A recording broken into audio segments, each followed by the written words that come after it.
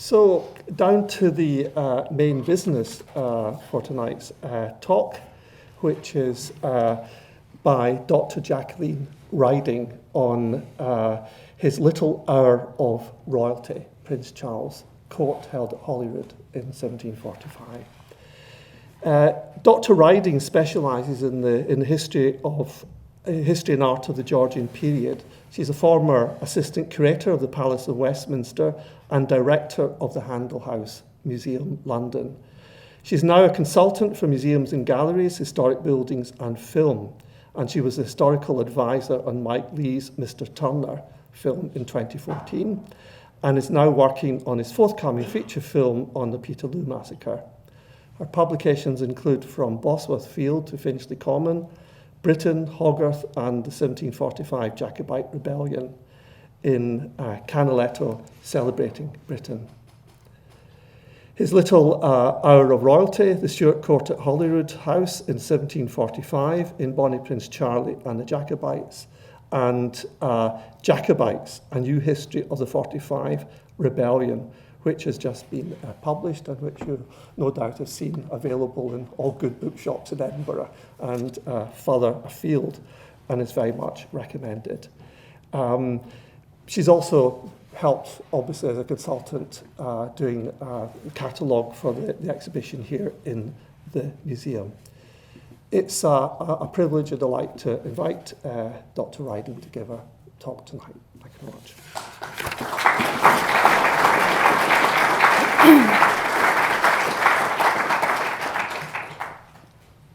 Thank you very much. It's a real pleasure to be here.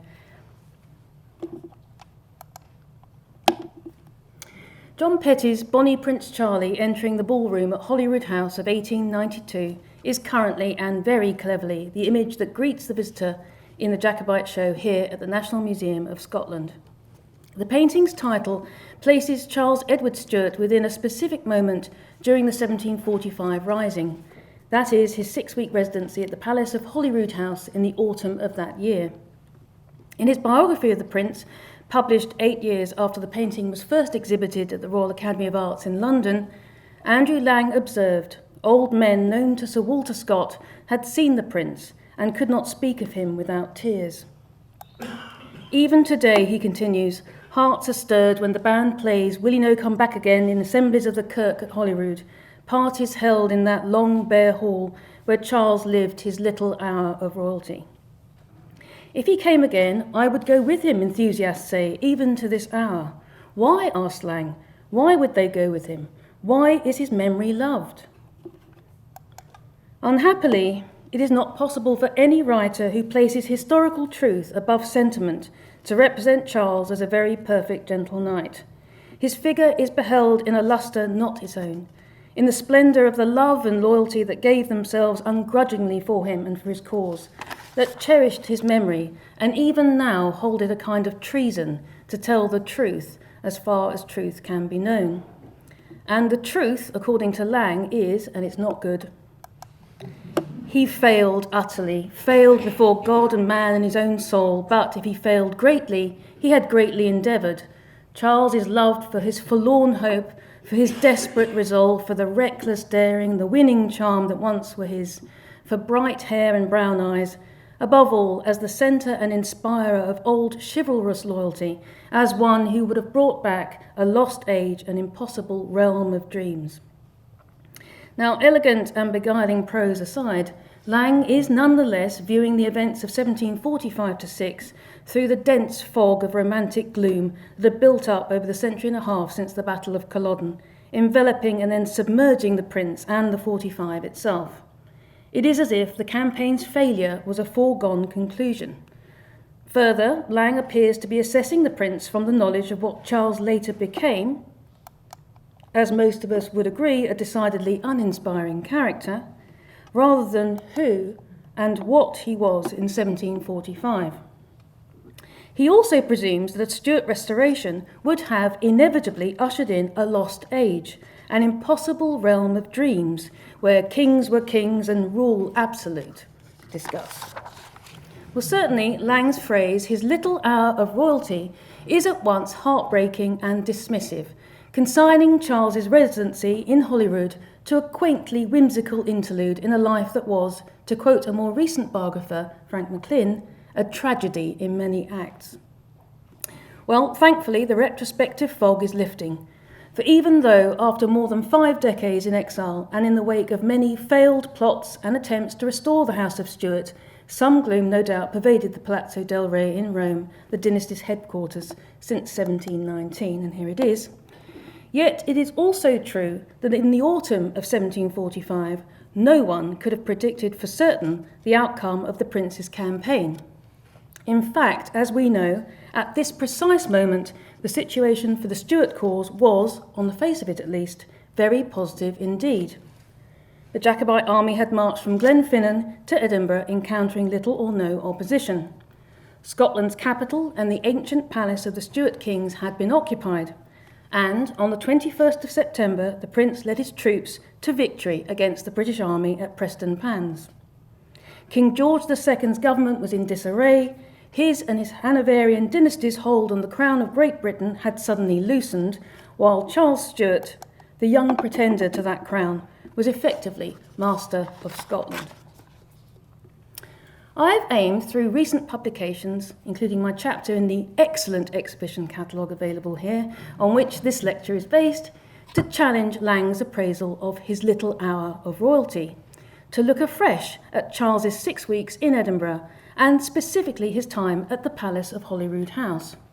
In this, I was and continue to be inspired by the recent groundbreaking work on the Stuart court in exile, both in France and Italy, by Professor Edward Corp. The self-conscious establishment of a court with its associated activities suggests that the Prince considered this to be a crucial part of his restoration attempt, rather than, as Lang and indeed John Petty appear to perceive it, as a rummage in the dressing-up box, play-acting, as it were, at royalty. So let's now turn to the setting of this court, the Palace of Holyroodhouse. In structure, the palace was, indeed is, essentially 4 connected wings around a square inner court. The facade fronting the outer court is a long block of 2 main stories punctuated with tall windows on the principal floor and with 2 turrets at each end. The north turret was built by James V in the early 16th century. Charles's great-uncle Charles II had ordered a major remodelling of the palace in the 1670s by William Bruce, which included the western frontage, you can see here, the interior quadrangle, the addition of a turret to the south, and new, richly decorated royal apartments for the king and his consort. Jutting out from the north side was an extension.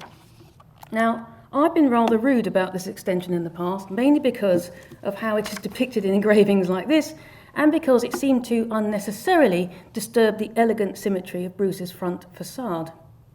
George IV, who ordered its demolition, clearly thought so too, but I'll briefly return to this issue later. The last royal occupants of the palace had been Charles's grandfather and grandmother, James VII and Mary of Modena, when Duke and Duchess of York during James Stuart's 3 years as his brother's viceroy in Scotland between 1679 and 1682. And it's worth just absolutely stressing that in 1745, James's viceroyalty and associated court was just within living memory. Prior to that, since James VI had personally united the crowns of Scotland and England in 1603 and, soon after, journeyed to London, returning once in 1617, the late Stuart kings were admittedly, excepting the occasional visit for a coronation, very much absent. Sadly, in the intervening years since Charles II's major redevelopment, followed by his brother's occupancy, the condition of the palace, abbey and environs had visibly declined. Some of the apartments within the palace came with an official role, such as that of the Duke of Argyll, who was heritable master of the royal household at Holyrood. But the chief resident was the Duke of Hamilton and Brandon as hereditary keeper, a position granted to his ancestor by Charles I in 1646, and which the current Duke still holds, who then occupied what had been the Queen's apartments within the front or western range of the building. It was in the Hamilton apartments that Charles would now live, conduct business and hold court. Only a few years before Charles's arrival, some of the palace's auxiliary areas, such as necessary and slaughterhouses, had been repaired, while others, particularly the Hamilton apartments, had received a significant upgrade by order of James Hamilton, the 5th Duke, who died in 1743. The accounts held in the archives at Lennoxlove House and elsewhere suggest a major overhaul. Perhaps it is fanciful to conclude that the 5th Duke, known to have been a visitor to the Palazzo del Re in Rome and the recipient of a Jacobite Garter knighthood, was in some way preparing for the imminent arrival of a Stuart prince. In any case, the work was certainly timely, offering, with a bit of tweaking, the surroundings for a princely court. The apartments, formed of a sequence of connected rooms on the principal floor, which you can see here, ran from the main staircase to the south, which is to the right, to James V's north turret, and then beyond into the later extension. This published plan confirms that the extension was integral to William Bruce's remodelling, adding vital space for the necessary functions of this new royal apartment. The first room, roughly where the current dining room and adjoining storeroom are now located, could accommodate groups of people or individuals awaiting an audience with the prince. The next room was an anteroom to the prince's private area immediately ahead. To the right of this room was the long gallery. You'll know this well. In autumn of 1745, this room may well have been used for audiences, but it was certainly where the evening entertainments occurred, the ballroom as depicted by John Petty. Continuing forward from the lobby, the visitor entered what was originally the Queen's antechamber, used by Charles as a dining room. And to the west of the dining area was a door leading to the Queen's bedchamber, now the Prince's withdrawing room and council chamber. The two smaller turret rooms at the outer corners were possibly used by Charles as a closet or study and a plan room. Walking straight through the little dining room via another doorway into the extension was another room, a chamber, and I have presumed here that this was the Duchess's dressing room, and finally the Duchess's, now the Prince's, bedchamber. This final room, as designed, as you can see here, has a private staircase. The refurbishment of these interiors by William Adam from 1738 to 1742 had been extensive. It included new wooden floors, sash windows, plaster ceilings, wall panelling, marble mantels and chimney pieces, and wall hangings. In the Duchess's dressing room and bedchamber, white or dove-coloured marble fire surrounds were installed, along with Dutch pigs or tiles to embellish the fireplaces, ornately carved frames for the overdoor paintings, and pier glasses provided by Francis Brodie of Lawnmarket. In the bedchamber was the magnificent canopied bed covered in crimson silk damask with matching curtains, which can now be seen at Holyrood in the room designed as Charles II's bedchamber, but in the 19th century found itself in Mary Queen of Scots' apartment, as you can see here. In addition to Arras tapestries, these apartments would have been hung with hundreds of paintings. A mid-18th century inventory of the pictures, probably connected to the Adam refurbishment, lists seascapes by Van der Velde, an artist family patronised by James VII, among standard landscapes and biblical scenes.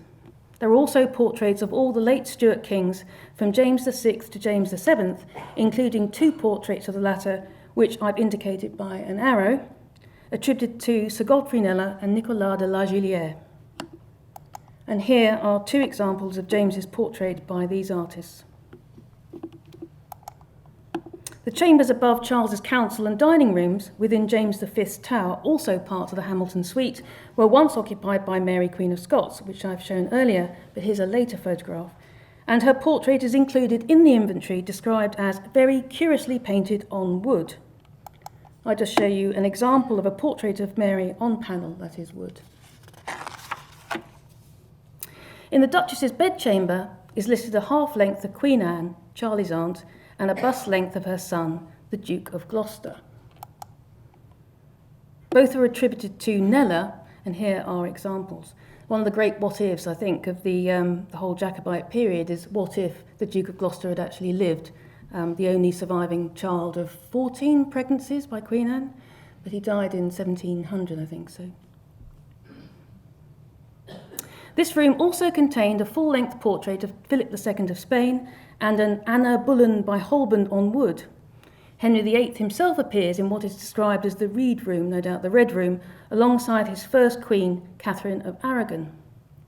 The Hamilton pictures, therefore, spanned the 17th century Stuart succession and even their Tudor forebears. That potentially was quite a visual family history lesson for the Stuart prince to gaze upon. In Sir Walter Scott's famous 45 novel, Waverley, first published in 1814, the eponymous hero is escorted to the Long Gallery, which, the author tells us, served as a sort of guard chamber or vestibule to the apartments which the adventurous Charles Edward now occupied, and then on to a presence room fitted up with some attempt at royal state. Later in the novel, the prince is described as walking from the Long Gallery or ballroom to another suite of apartments and assumed the seat and canopy at the head of a long range of tables with an air of dignity mingled with courtesy, which well became his high birth and lofty pretensions. Crucially, Sir Walter knew Holyroodhouse intimately, and, as Andrew Lang confirms, the author had also spoken to people who had met the prince, some of whom surely had visited the palace in the autumn of 1745. Scott's novel, therefore, should be viewed as a useful, if not vital, potential source for historical detail. Sir Walter's description of the presence room suggests that furnishings of a specifically royal nature had been gathered from other parts of the palace and assembled in this room. The later description of a chamber containing a chair of state, canopy, and tables could be the prince's dining room or a room within the king's apartments. A palace inventory of 1714, in the possession of James Stuart, who was keeper of the King's Wardrobe in Scotland in 1745, lists many velvet-upholstered state chairs, footstools, cloths and canopies. I'm just showing you the state bed and chairs en suite in the Queen Anne room at Durham Park to suggest the opulence, probably somewhat faded, of the furnishings at Holyrood in 1745. One of Stuart's assistants, Patrick Lindsay, joined the Jacobite army at Edinburgh, so it is likely that Lindsay would have eagerly assisted in making the prince's stay not only comfortable, but regal. Aside from furniture and furnishings, the apartments would have been equipped with silver cutlery, glassware, and porcelain dining services, but Charles too would have arrived with his own equipage, much of it purchased in Paris prior to his departure for Scotland. A single account, now in the captured Stuart papers at the Royal Archives in Windsor, from the celebrated Parisian silversmith Jacques Rouetier, amounts to 13,698 livres. Two chandeliers are priced at 24 livres, which, given the size of the total bill, hints at the mass of silverware in the prince's campaign baggage. This might explain the plethora of silver items in collections across Great Britain thought to have been given to an ancestor by Charles Stuart, although the prince's baggage was abandoned and then pillaged by British Army troops at Culloden. There is one anecdote from the prince's 5 months as a fugitive when he is described as eating stew straight from the pot with a silver spoon he pulled out of his pocket. I mean, it could be one of these items. Connecting any of these items to Rouetier's studio in the mid-18th century would certainly strengthen the case for a Charles Stuart provenance. The prince had also brought with him from Rome this solid silver and silver-gilt travelling canteen made by Ebenezer Oliphant of Edinburgh and on display here in the Jacobite exhibition. From his time in Edinburgh onwards, the task of managing the prince's domestic needs, when he and a sizable entourage were constantly on the move from place to place and from building to building, was in the hands of James Gibb, who entered the prince's service as master household and provisor for the prince's own table. An entry in James Gibb's accounts, when the prince was at Moy Hall in February 1746, refers to about 80 individuals in total, including cooks, valets and aides-de-camp. And that's a lot of mouths to feed.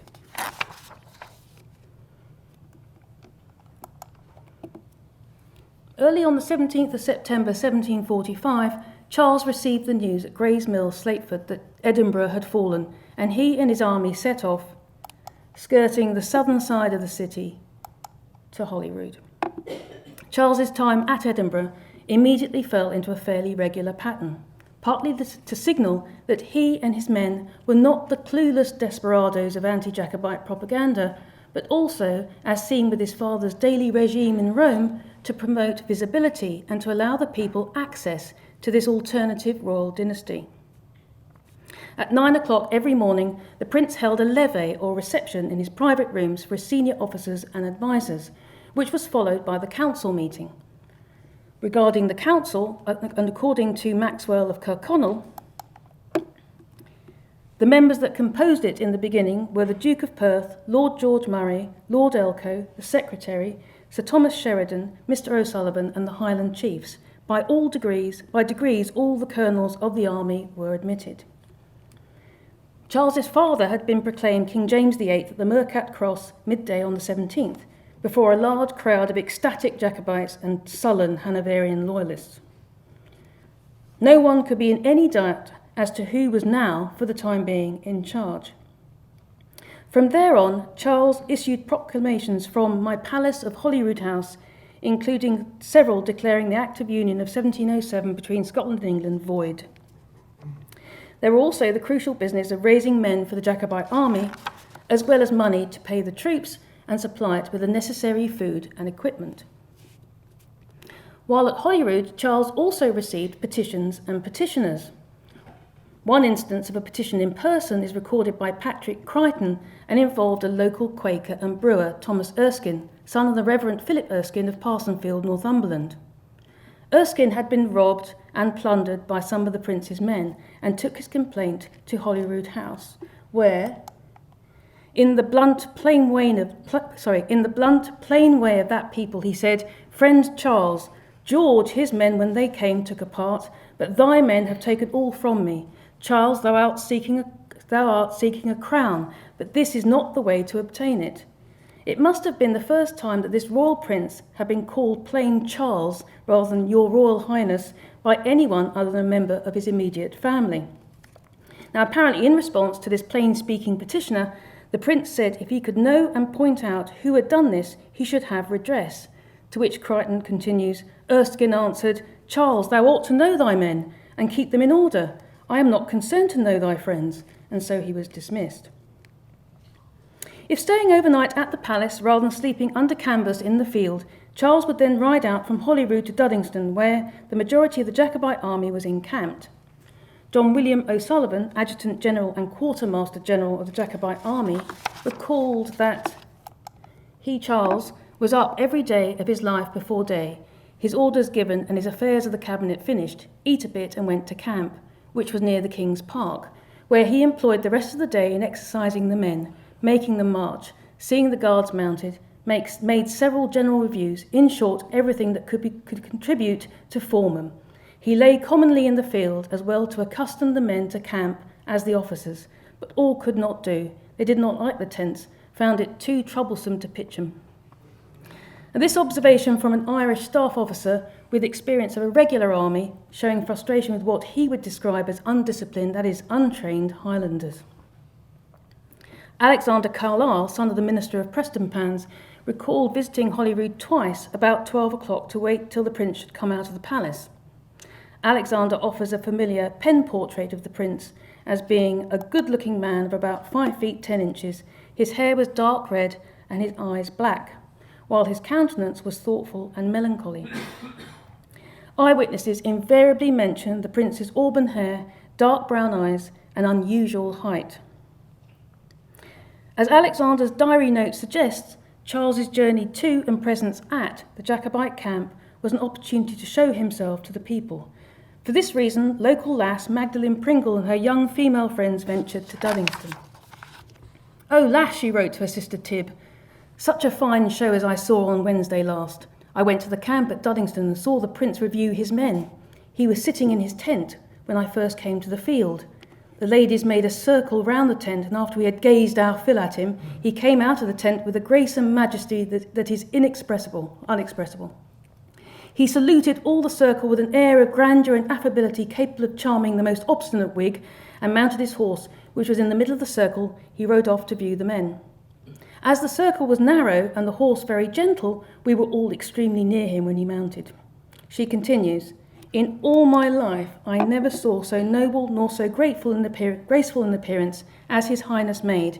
He was in great spirits and very cheerful." Now, this adoration, welcomed at first, must have been very wearisome indeed as it went on. But despite the extreme pressure, Charles continued to maintain an air of affability and politeness, no doubt aware that whatever his state of mind, he could never let the charm offensive slip. In fact, the Prince's high spirits, as reported by Magdalen on the 13th of October, may have been caused by the imminent arrival of Alexandre de Boyer, Marquis de Guillet, a protégé of the French minister, the Marquis d'Argenson, who arrived at Holyroodhouse on the 14th of October as an envoy and observer from the French court. If the French had done less observing and a lot more doing, then the outcome of the 45 could have been very different indeed. However, the Marquis was accompanied by some money, troops, but more importantly, protestations of love and support from Charles's dilatory cousin, King Louis XV. Charles and his council described the newcomer as the French ambassador, a title that, in their minds at least, signalled that this was a legitimate court. The support of France, as ever, was absolutely vital to the Prince's campaign.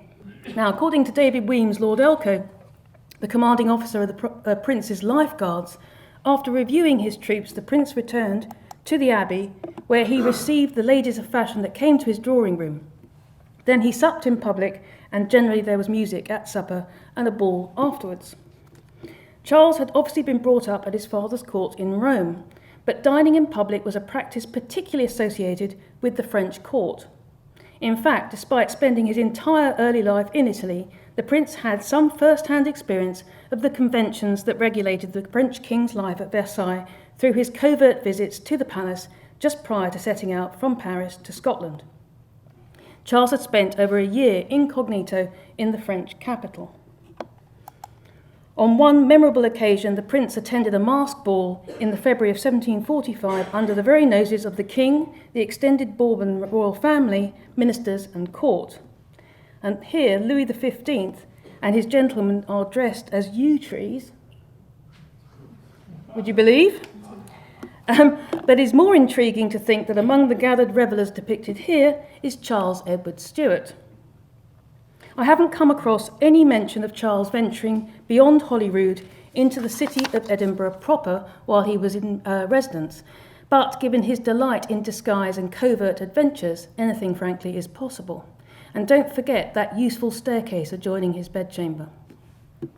Of course, in regard to court practices, some of the Prince's companions, James Drummond, Duke of Perth for one, John William O'Sullivan for another, had been educated or had lived in exile in France.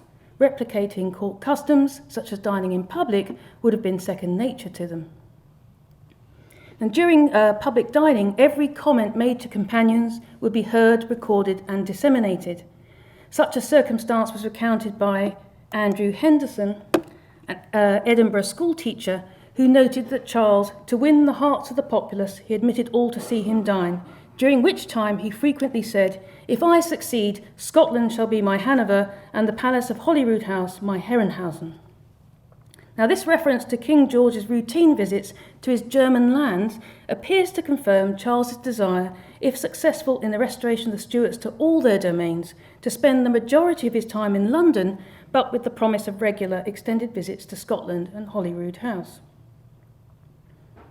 It is no surprise that Charles enjoyed listening to music, as Lord Elcho recalled as he supped, and we can imagine a small ensemble playing during such public appearances. Charles was a talented musician, with the bass viol his favoured instrument, a skill he shared with his Hanoverian cousin, Frederick Louis, Prince of Wales, as you can see here. In 1742, James Edgar, the private secretary of Charles's father, observed that Charles would spend most days hunting. But at night, after a day's strong fatigue, he sits down and diverts himself with music for an hour or two, as if he had not been abroad, and plays his part upon the bass viol extremely well, for he loves and understands music to a great degree. Charles was also a regular and highly visible attendee of opera and musical entertainments in Rome, alongside his father and brother, and musical concerts were frequently performed at the Palazzo del Re. The French writer Charles de Brosses recalled attending concerts at the Stuart court, during which both Charles and his brother, Henry Benedict, Duke of York, participated. Even while incognito in Paris, Charles had written to Edgar concerning some unnamed sheet music for Henry. "I send it as a rarity, for except this that is here, all the music in Paris is not worth a straw. The Duke is acquainted with the author, but I am very sure he has not this work, which is extremely fine. I can say so, for I heard it played one evening at O'Brien's." O'Brien is a Jacobite agent in Paris. Now, given the extraordinary events at Holyroodhouse in the autumn of 1745, it is surprising there is so little pictorial evidence. However, 3 images exist that definitely relate to this period: 2 by the prince's enemies and 1 on the orders of the prince himself. The first is the famous wanted poster produced by the Edinburgh-based engraver Richard Cooper and in circulation just prior to the prince's arrival in the city. In this image, Charles is depicted in a tartan jacket, plaid, breeches and hose, sporran and dirk, with a dark neckstock and plumed bonnet. The subscript refers to the bounty of £30,000, which had been announced by the Lords Justices in London in King George's absence on the 1st of August. The prince holds in his right hand his father's manifesto to his British subjects, which was read out at Glenfinnan and soon after printed and distributed. This image, the first recorded representation of Charles in Highland garb, coupled with the eyewitness and printed descriptions, certainly began the close association between the prince and tartan. In Perth, for example, at the beginning of September, Charles is described as wearing a Highland coat of fine silk tartan, red velvet breeches and a blue velvet bonnet with gold lace around it, and a large jewel and St Andrew appended.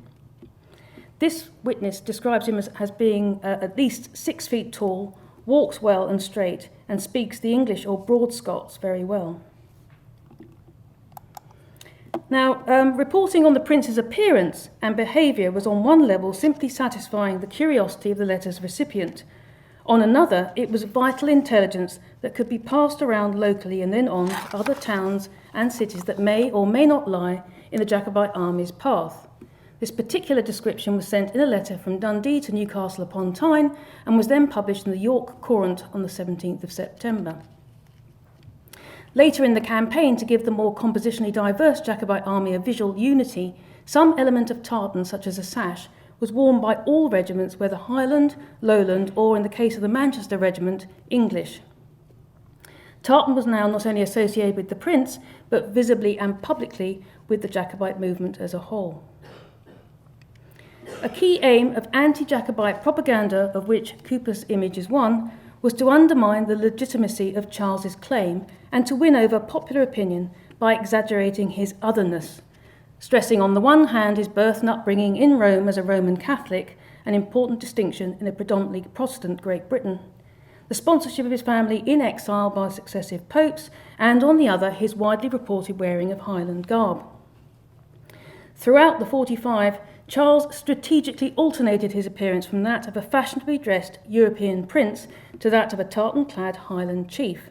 In so doing, he was clearly attempting to answer the expectations of what was, at the beginning of the campaign at least, a predominantly Highland Jacobite army, while at the same time responding to the urgent need to appeal to and ultimately win over the majority of Britons, many of whom, Lowlanders and English alike, considered the Highlander, as represented through their traditional dress, the tartan plaid, a barbaric anachronism. Magdalene Pringle's aside to her sister that he looks much better in Lowland than in Highland dress is an indication of this outlook. There was a further aspect to the prince's appeal that the opposition eagerly alighted on. As Magdalene Pringle's full account reveals, Charles certainly had a pronounced impact on women. A print by Pierre Charles Canot, entitled Scotch Female Gallantry, published on the 8th of January 1745-6 in the Old Style, meshes together these various guises. The scene is set in Edinburgh, apparently the prince's bedroom at Holyroodhouse, suggesting an intimate levee held in his private chambers, while an entertainment occurs in a large adjoining room. In Cano's engraving, a bevy of admiring females surround the tall central figure of the prince. This seems to partly align with Lord Elcho's description of Charles receiving the ladies of fashion in his drawing room at Holyroodhouse, as opposed to his bedroom, and that afterwards a ball was held. The women present, some dressed in the black masquerade cape or domino, most famously associated with Italian carnivals, are teasingly tiptoeing about the prince in the hope of stealing a kiss or, given the proximity of the invitingly plump bed, something more. The reference to Masquerade is pertinent, as British travellers to Rome up to 1743 had reported in their journals and letters home sightings of the prince at masked balls during the carnival season. The playwright Samuel Crisp, for example, writing to his friend Christopher Shute, described a masked ball during the carnival of 1739, which was hosted by the Marchese Bolognetti. Charles was dressed as a fey young shepherd in a white silk hat with diamond loops and buttons and bunches of white ribbons decorating his knees and shoes. 2 years later, the English artist John Russell attended a Roman carnival masquerade ball at the Palazzo Pamphili. At this event, Charles opened the ball, as Russell observed, dressed in a Scotch Highlander's habit with a bonnet, target and broadsword, and adorned with jewels to the value of 100,000 Roman crowns. The costume was a gift from the Duke of Perth. It has been argued that from the giver's point of view, the costume represented the purity and nobility of a pre-Union, i.e. pre-1707 Scotland, as embodied in the traditions and culture of the Highlands. And although no doubt aware of this resonance among some Scottish Jacobites, by bedecking himself in jewels, Charles had arguably gilded the Highland lily, suggesting that to him at this time it was still, essentially, another exotic masquerade costume.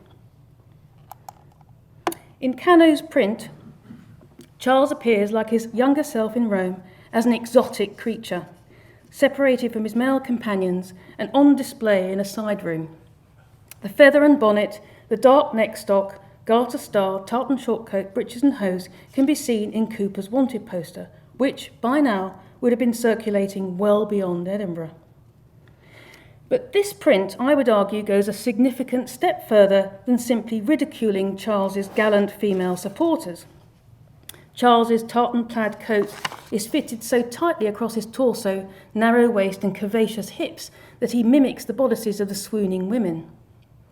This continues down to his ample thighs, wrapped snugly in tartan breeches.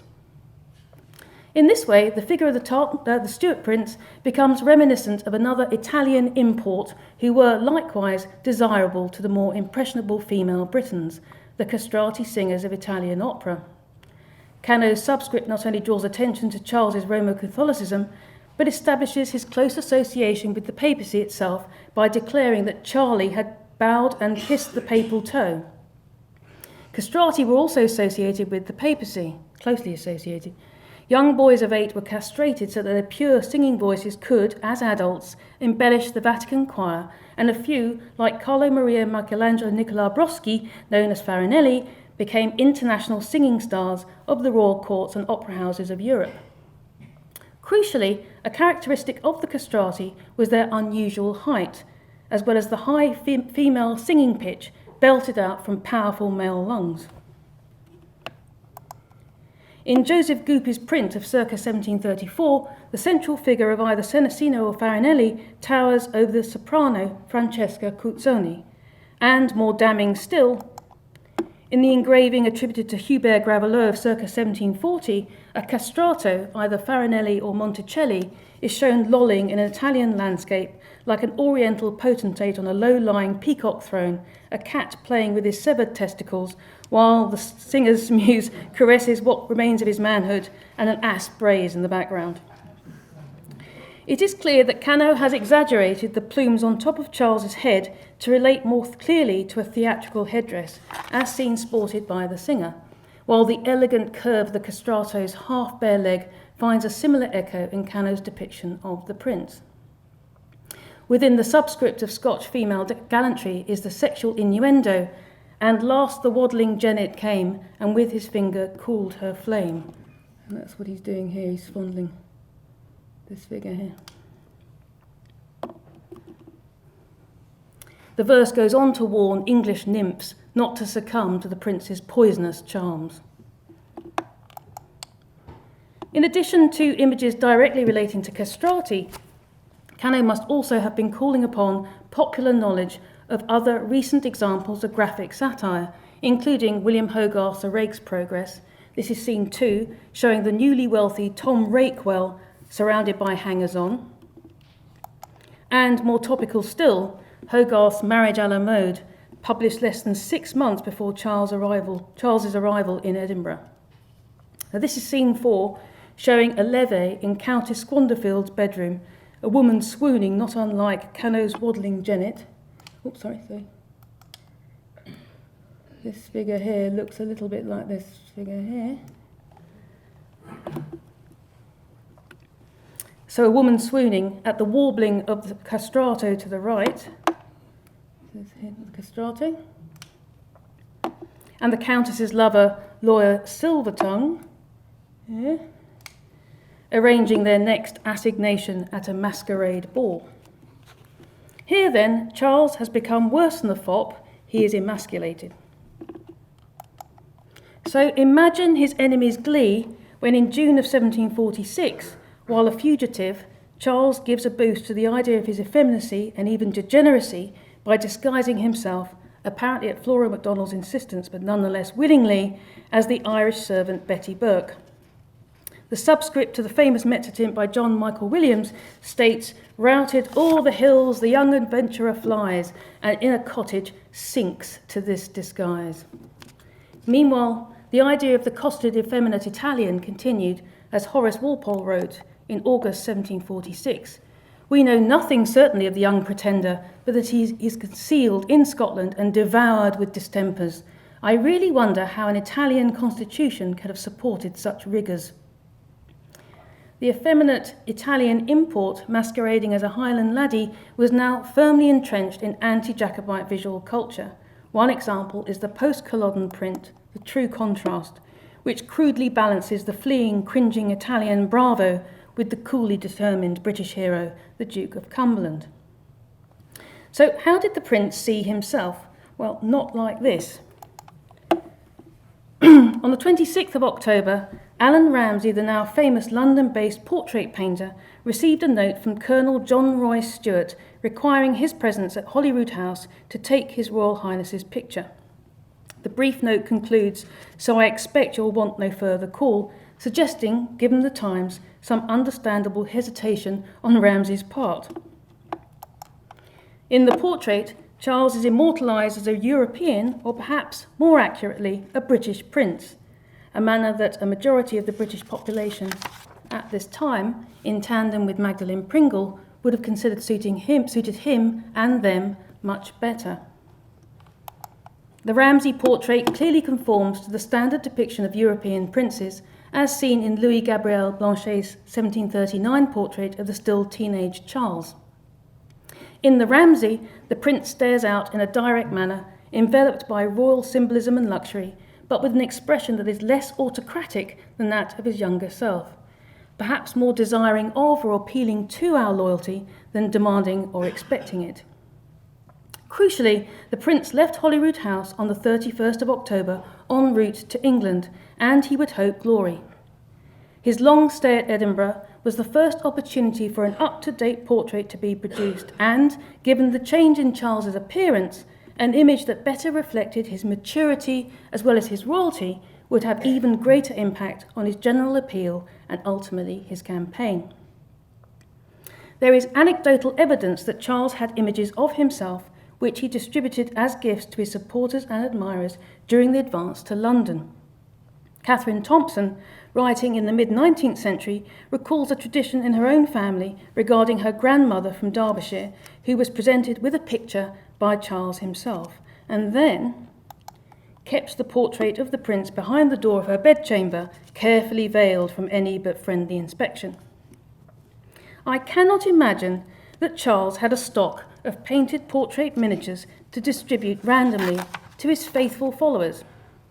Unlike previous restoration attempts, when there would have been time to prepare such gifts, The 45 was totally improvised and kept completely secret from everyone but a tiny select group of Jacobites. Charles's long stay at Edinburgh was the first opportunity to not only an up-to-date portrait to be produced, but then potentially replicated. This small-scale portrait by Ramsay, the face probably produced in one swift sitting and then the remainder completed after, appears to be the prototype for a sequence of engravings, which are attributed to Robert Strange. 3 examples in mezzotint are shown here.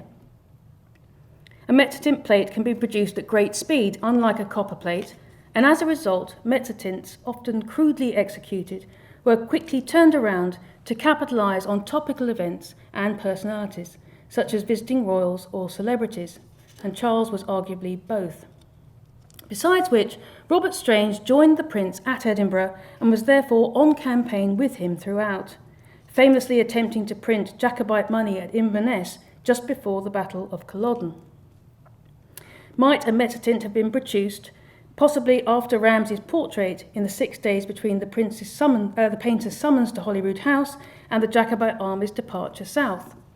It is possible, although the use of the term young pretender, which you can see in these ones, young pretender, makes these versions less likely to be the Jacobite image that Catherine Thompson's grandmother treasured like that of a household god.